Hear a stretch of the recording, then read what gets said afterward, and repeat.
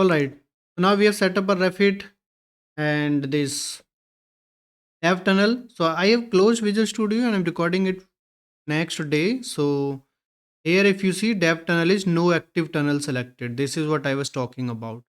So here I'm going to select this mouse social media YT, this this dev tunnel, and now we should be good. All right. Let's go to our mobile CS Pros and we'll see. I forgot. Yeah, we already have this community toolkit.mvvm installed. So now we can start working on our view models. Okay. So inside our view models, I'm going to create CS class auth view model. We are going to use the same for both login and register page. Okay. So public class auth view model, and now we are going to use community toolkit.mvvm for this. So it should be a subclass of observable object which comes from community toolkit.mvvm.component model. And for this, the class needs to be partial, because how this works, this observable object, it actually uses source generators. It will create other part of this auth view model class. All right. Now here, first thing we need to track if we are doing something. Okay. So for that, we are going to have a private bool is busy property, and this is going to be an observable property. And let's do this, because this thing we are going to use in almost every view model, on every page, right, on each and every page. So let's move this to some centralized place. So what I am going to do, I am going to create a base view model, public and partial class base view model. Now this is going to be a subclass of observable object, and let's move this is busy to this. And now this auth view model will be derived from base view model, and again this needs to be partial so that we can use this observable property and relay commands in this. All right. Now after this, for auth view model, we are going to have our username and password for registration. Do we need auth view model? Let's not use auth view model. We'll see what we need to do. We will create a different view model. So register view model, and this is again going to be a base view model derived class. And here we are going to have private string name, we have name, and we have email, and we have password, right? These three things, and all these three are going to be observable properties.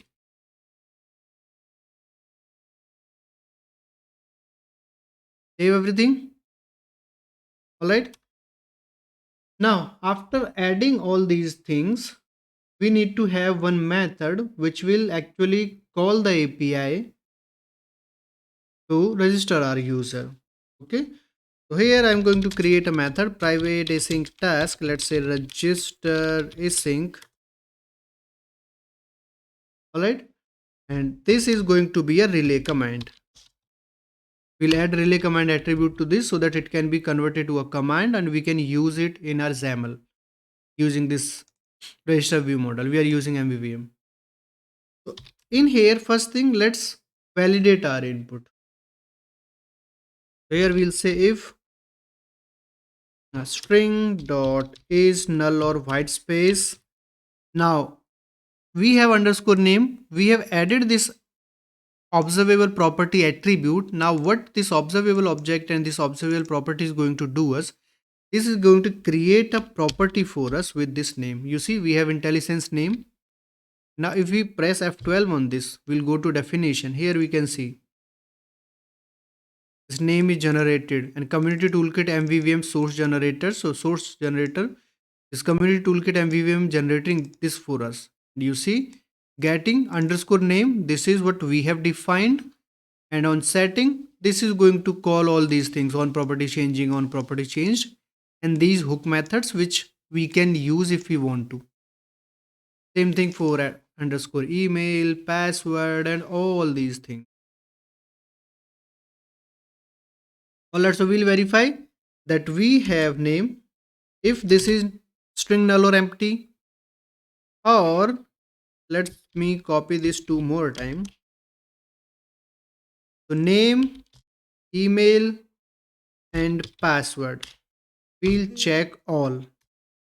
If any of these is null or empty, we are going to show an alert, or maybe we can show an toast. So here we can say toast, which is going to come from community toolkit.maui.alerts. So toast.make. Here we can provide a message. So we can say all fields are mandatory or required. Dot show. And then we'll simply return from here. We will not process further. Now if we are here, then we'll make API call. Okay. Now to make API call, we already know we set up our Refit client, and in APIs we have this iAuth API interface. We are going to use this iAuth API to call this register async end. Alright. So here in register view model, let's define our interface and let's inject iAuth API. Okay, so we'll call it Auth API and let's assign a field Auth API.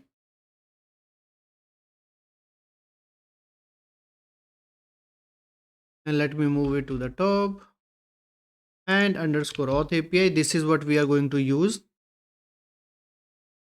in here. Now, what we'll do, first thing we'll generate our DTO.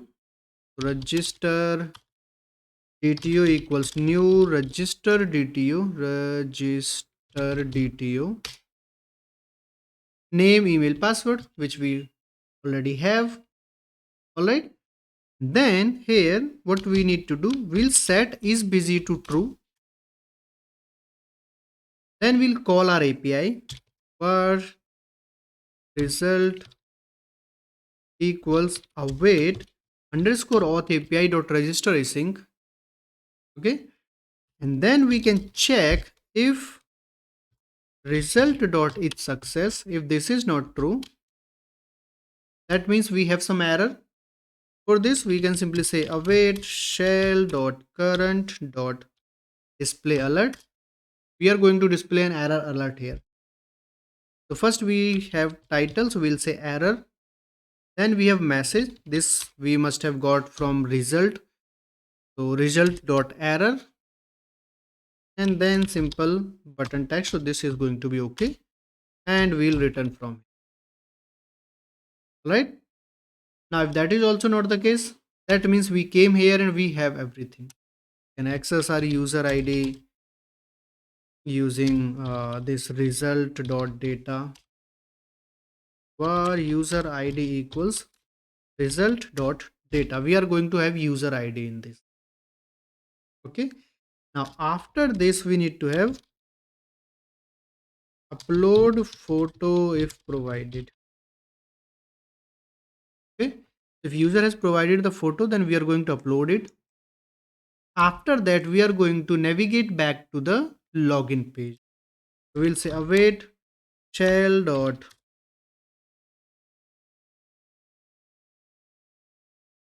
current dot go to async, and here we'll simply say // and name of login page.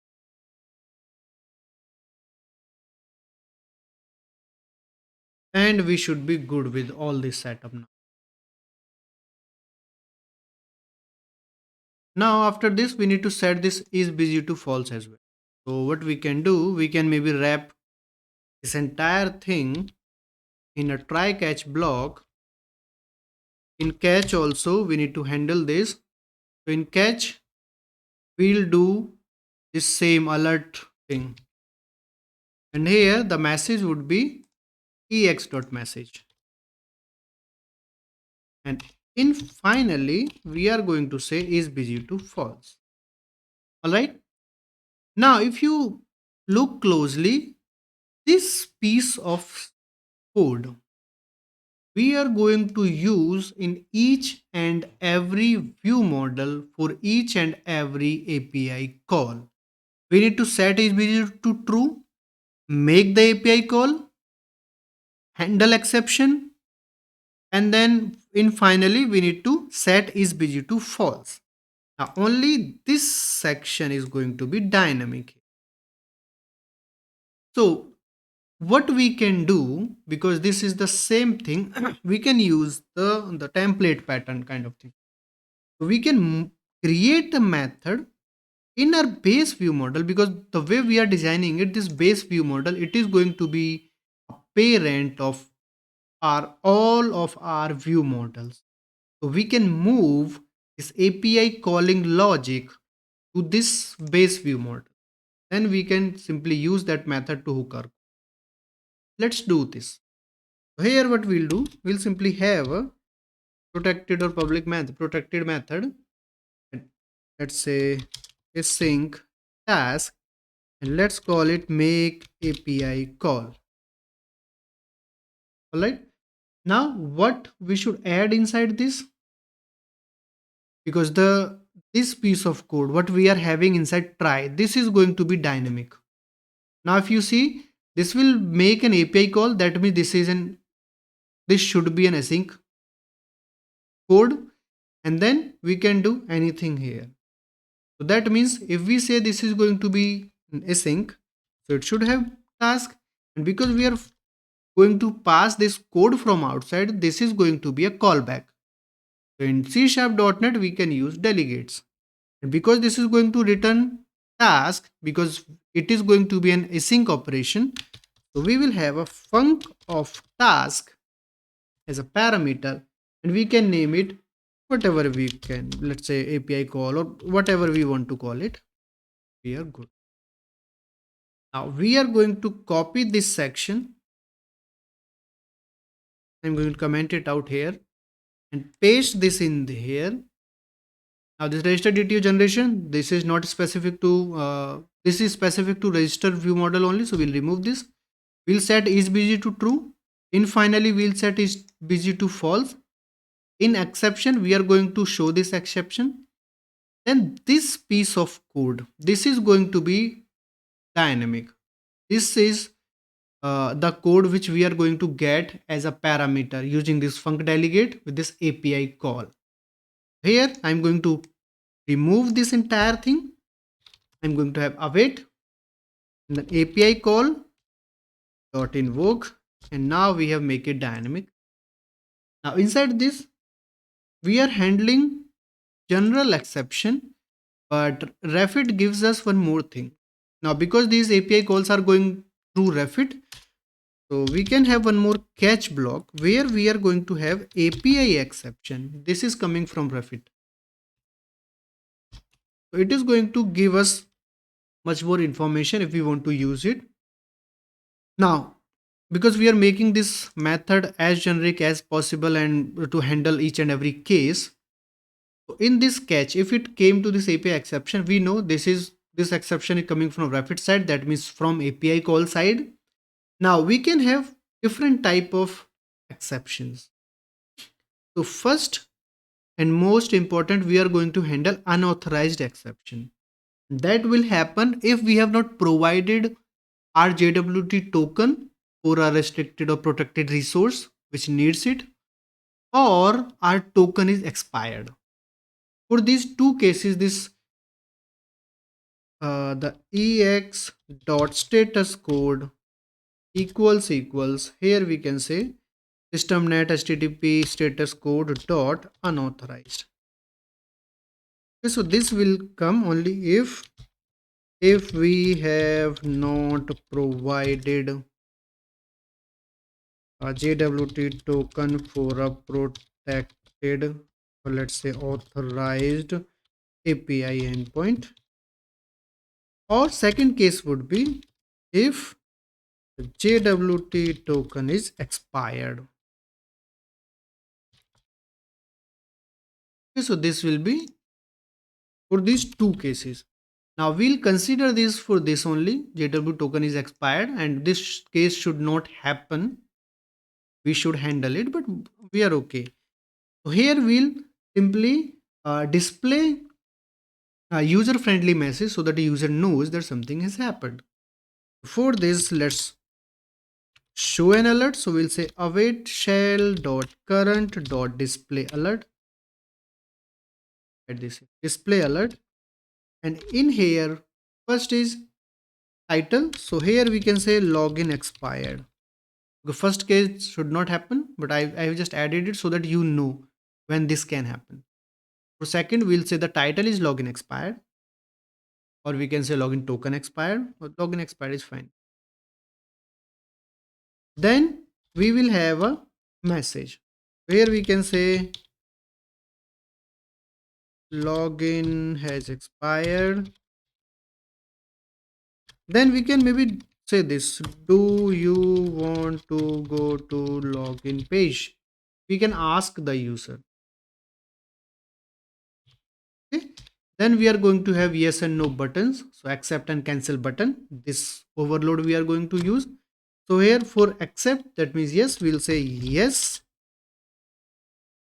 go to login page. And then for cancel, we'll say no, keep me here. Now this returns task of bool. We have added await, that means it is going to give us a bool. So here we can directly say if, just wrap this entire thing in this if. Now user must have pressed yes. Then only we will come inside this if case here. That means user want to go to login page. In this case, we'll simply say await shell dot current dot go to async, and we'll say slash slash name of login page. Name of login page. If that's not the case, we'll not do anything. All right. Now let's handle else case as well. So in else, we can simply display simple alert error ex.message and then just okay, nothing else. So this will handle all the rapid related stuff and this will handle other exceptions.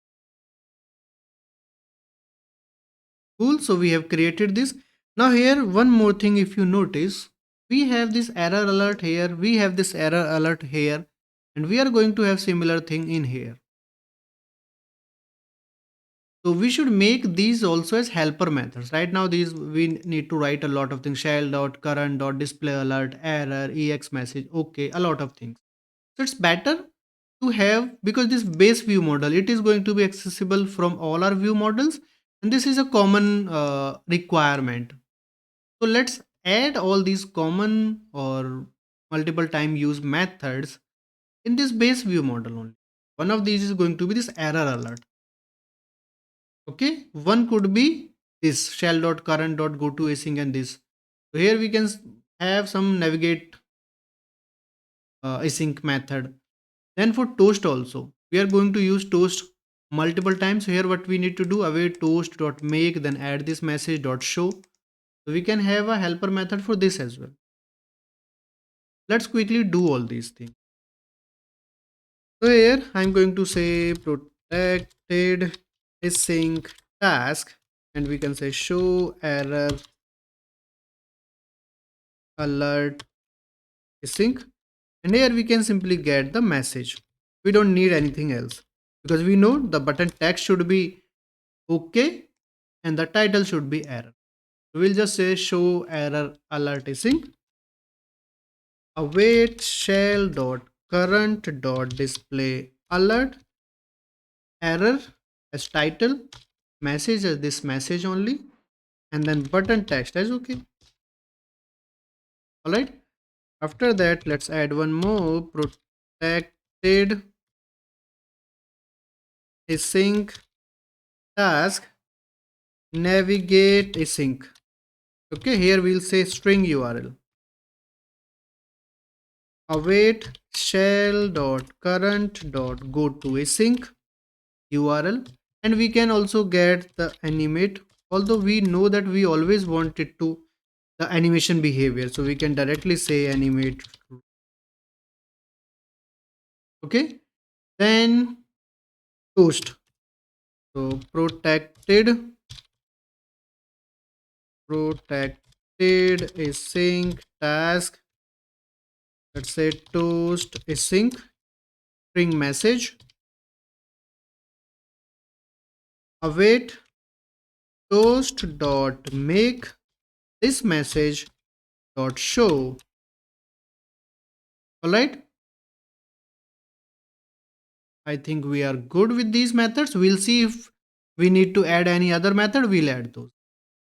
So here shell dot current dot go to async this login page, we'll change it to just navigate async, and then just add this URL. Here we are displaying this error alert. So here we'll simply say await show error alert async and just add ex.message. Same thing we'll do in this thing. Okay. Now we can get rid of these long lines. Save everything. And now we are good. Let's use this make API call in here. Before that, let's use our show toast async method here. What was that? Toast async. And we'll remove all this. We'll remove this show because we are already having that in toast async method. All right. Now this make API call, we have this, and we'll generate a register DTU. This we can generate inside that only. So here we'll say await make API call. What was that? Just make API call. Make API call is make API call async, and this is going to be our main thing. So we'll remove this thing in here. Then we'll call our API. This is going to this make API call. This method is going to handle everything for us. Then we are going to have this thing in here.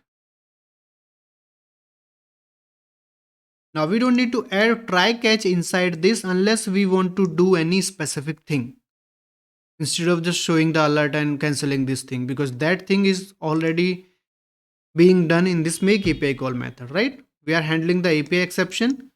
So unauthorized, other Refit HTTP client related exception and normal code related exception. We are handling all and we are showing alerts.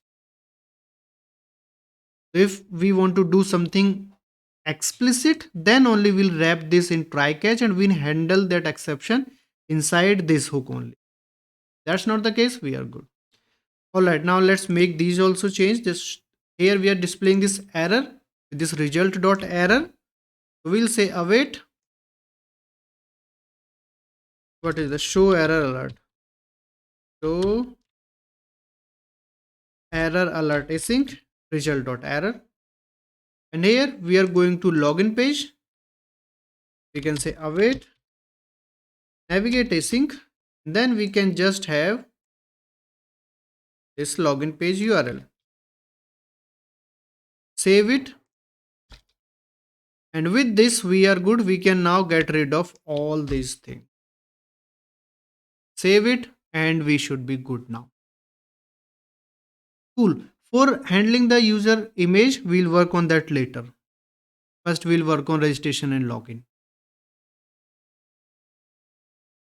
All right, now this is good. Let's make a copy of this register view model, paste, change this register view model to login view model, change the constructor.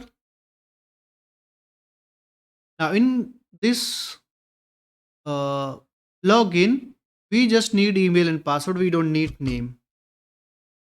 So we'll change register async method name to login async method, and we'll check for email and password. We'll generate our login DTU, and then we'll call our login async method And apart from this, everything should be fine. Here we are not going to get this user ID in this data. Instead, what we are going to get, login response DTO. Here we'll say login response DTO. This is going to be this thing. We'll say login response equals result dot data. Now we'll handle this login response. Okay. Now before handling this, we need to add this in our auth service, right? Auth service was that where we are storing our login. Now if you see, we have this email password here and register view model only.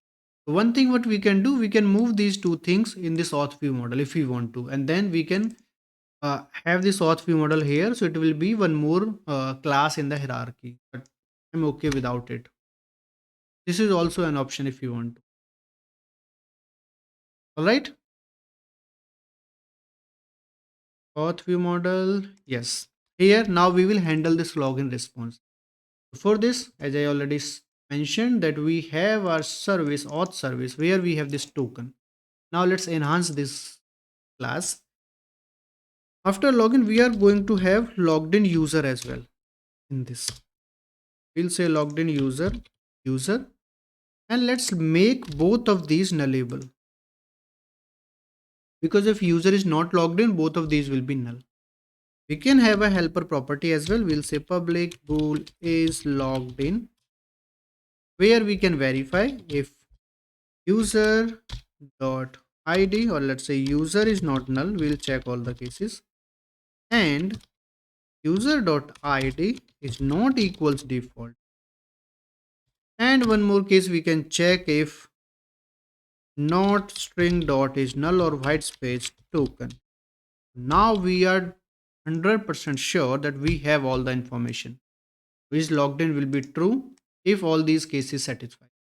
User is not null, user.id has a valid value, and token does also have value. Then we'll be, now we need to set these values. So let's have some methods here.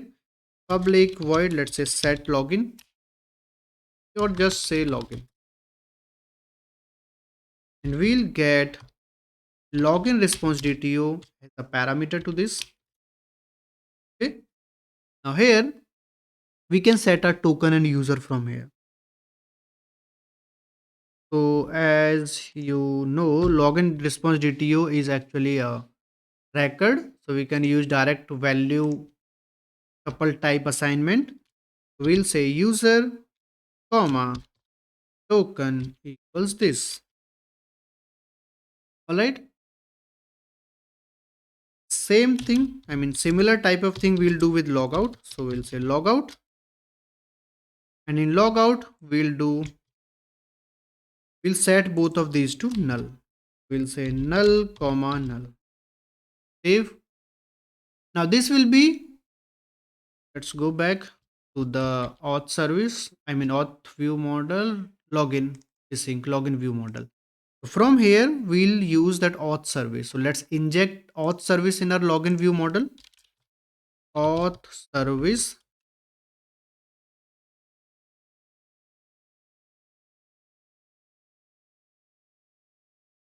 Okay.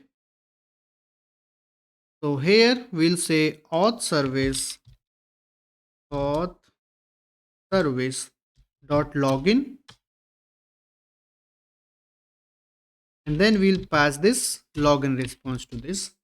And after doing this, we will navigate user to the home page, and on home page it is going to call the API by passing the token, and the token will be provided from auth service. So we have already set that token in this login method. All right, now it will work only once. If I close the app and open it again, then this class instance is going to be recreated.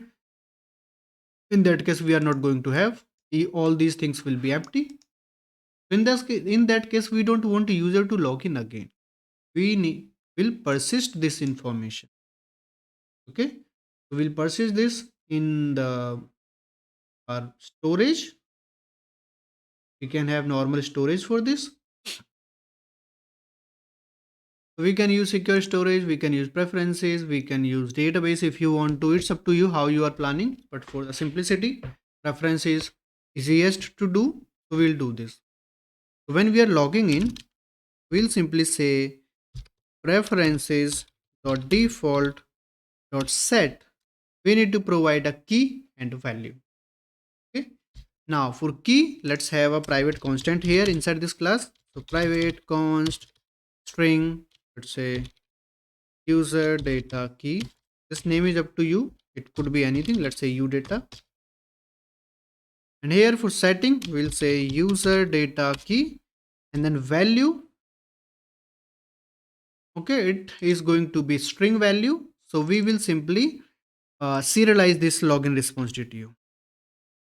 Okay, so we'll say JSON serializer dot serialize and just serialize this thing. And now we are good. In case of logout, we will remove this from preference. We will say preferences dot default dot remove and just key. Now this we are setting, this we are removing, but we need to get the information as well, right? For this, we are going to create one method here. Let's say public void and initialize. So this is going to run whenever we are starting the app. Then it will run and it will fetch the login information from the from our storage, these preferences. Okay, so let's try to access this. So here we'll say var udata equals preferences dot default dot get, and here we need to provide key, which is our user data key, and a default value. We are going to have null as a default value. Okay, and here type we can provide nullable string. Now we'll check if not string dot is null or white space udata, that means udata has value. If udata does not have value, we will not do anything, and initialize method will pass normally. We are going to handle the case where we will check, where we'll call this initialize and we'll check if we have information or not. So we need to go to login page or home page directly. That we'll do. Right now, let's stick to this. If we have udata, then we need to get the login response information from. We'll say var login response equals. Here we are going to deserialize it. We'll say JSON serializer dot deserialize login response DTO udata. Okay. Now let's see if we have this login date response. So here we can check.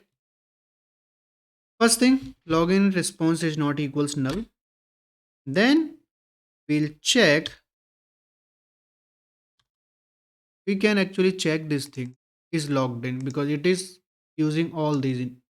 So here we'll say login response is not equals null and login response dot is logged in. What was that? Is logged in only, right? Oh no, sorry. We can't do this, but we need to do the similar kind of thing. So login response is not equals null. Then we'll say login response dot user is also not null, is not null. And although all these things we don't need to do a lot of checks, but it's better to have all these things. User dot id is not equals default. Then we are okay. So we have all this information. Login response is not null. User has value and user dot id is also has. So we can set the login information. That means we can do this thing, user and token we can set login response.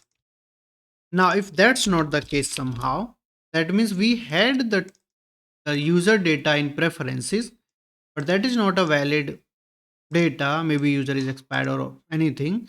In that case, in else case, we will simply remove the information from the storage because it does not make sense in this case.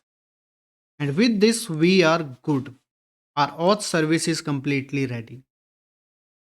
Now in Refit client, where we are getting this task.from result auth service dot token. If token is null, we'll use question mark. So this is fine. No need to change anything here. Auth service is ready. Auth view model is almost ready. We are navigating to home page, right? Yes. Now let's move these to their separate classes, respective classes. So for login view model, let's move login view model to login view model, register view model to register view model, and then base view model. We can rename this file to base view model, because now we don't have that auth view model for which we have created this class initially, right? So we have base view model, we have login view model, we have register view model. We can save everything. Let's close all tabs, come here, and now we just need to use these view models on our pages. Okay, so let's go to our login and registration pages. We'll go to pages and register page.xml, register page.xml.cs. Here I'm going to inject my register view model. So register view model. Okay, register view model. Create an assign field. Do we need it? No. No need to do anything. Just here we'll set binding context. So we'll say binding context of this page is going to be register view model. Alright. Then go to XAML page. And here, first thing we need to add the namespace for our view model. So I'm going to call it VM view models. View models. Now we can set the data type of this page. This is going to be x colon data type equals register view model. Now we are good. We can access everything. We are not working on image right now. We'll work on it later. Then we have this entry for name. So here we are going to bind this entry. So here we can say simply we need to have the text as binding name. Save it. Then we have this email. We'll say text binding email, and because this is an email, we can set the keyboard as well on this keyboard email. So what it does, it shows that @ sign on the default keyboard. If we focus on this, the keyboard comes up and it will show the @ sign. All right, then we have this password. So here we'll say text binding password. Save it and we are good. Then we have our register button. Where is this? This is the register button. On this we are going to add our command binding register command. Save it and now we are good. We have bind up everything. Now we just need to use that is busy property here, right? What we can do, we can wrap entire scroll view in grid without any row column definition. So we'll have scroll view first. And outside of this scroll view, we are going to have activity indicator with is running property will be binding is busy. So if it is busy, then is running should be there and this should get display on the UI. Then we will move it to the center. So vertical option center and horizontal options. Save it. And I guess we are good. Let's quickly do the same thing on login as well. Then we'll run the app. We have been doing a lot of code for so long and we haven't even looked the UI. All right, let's quickly go to the login page. In the constructor, we are going to inject our login view model. Okay, login view model. We'll set the binding context binding context equals login view model. Okay, on login page we'll add our namespace, so XML and S VM for our view models. Then on this page we are going to set the data type as login view model. Then we are going to have this username, text, binding. This is actually email, right? Yes. So on this, let's set keyboard as email. Save it. For password, we'll say text. Sorry, not text, not label. On this entry, text equals binding password. And then we have this login button. We have this clicked event which we don't need now. So let's go to this login event. We'll remove this. I'm going to comment this out. It was just for testing our UI so that we can go from login page to home page to check our UI. But right now we are going to have the actual thing. So I'm going to comment this as well. We don't need this, but I'll have it for your reference only. Remove this clicked event and just have the command as binding login command. With this, save everything and we should be good. Let's add the activity indicator as well. So we'll have a grid, scroll view as first child, and we can copy the activity indicator from register page.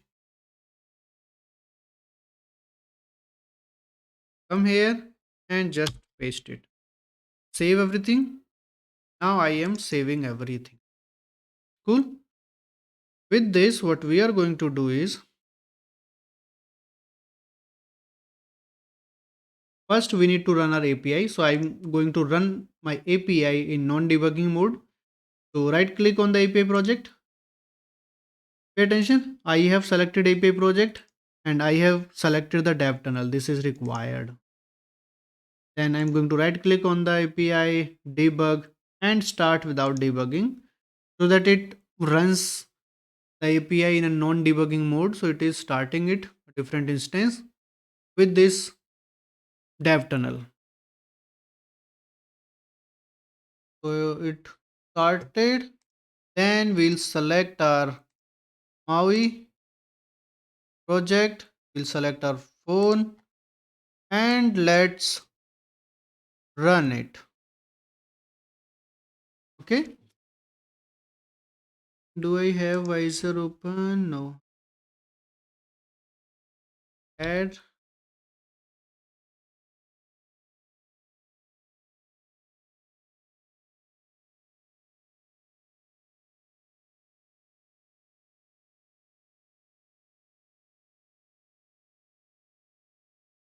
Okay. Let it come.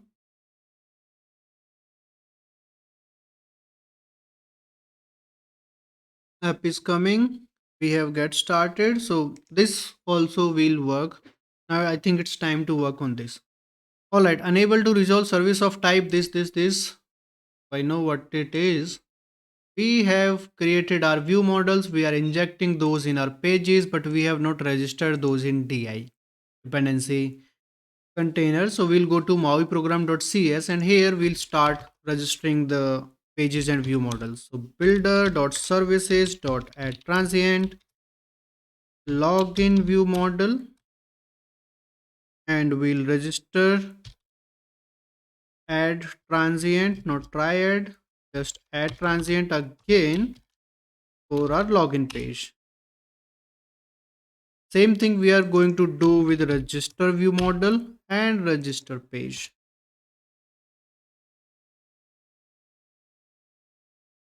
Register page. Save it and we are good. Let's run it again.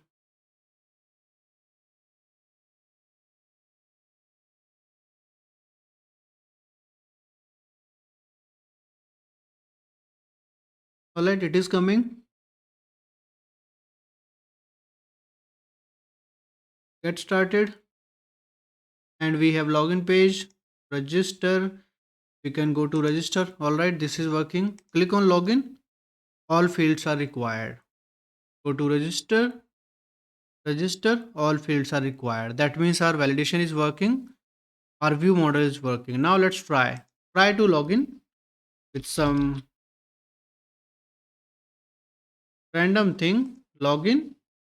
We can see this, and then user does not exist. That means we can see the activity indicator, that thing is working, and then call went to the API using our base view model and refit, so that connection is also working. And we have error user does not exist, that means our login API is working fine, and our error message method is also working fine. Cool. Now let's quickly go to register page. Here let's try to work on it. Okay. Let's say Abhay temp at, let's say temp1 at gmail.com, 123456, and register. We can see this here as well. It came back to login. That means registration is fine. We should show one post as well. When registration is fine, it came back to login. We don't know if the process was successful or not, right? So let's quickly go to view model, register view model, and before navigating, we should say await toast async registered successfully, something like this, so that the user knows. All right, now from this login, let's try it out. Temp1 at gmail.com. Let the password be that random thing, so invalid credential. That means this case is also working. Now let's do the actual password. 123456. Login,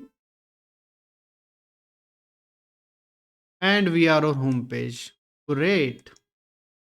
All right, so that means our API call, our base view model and view models, our refit, our this make API call template method, and all these things are working fine. All right, now we can start working on the next piece.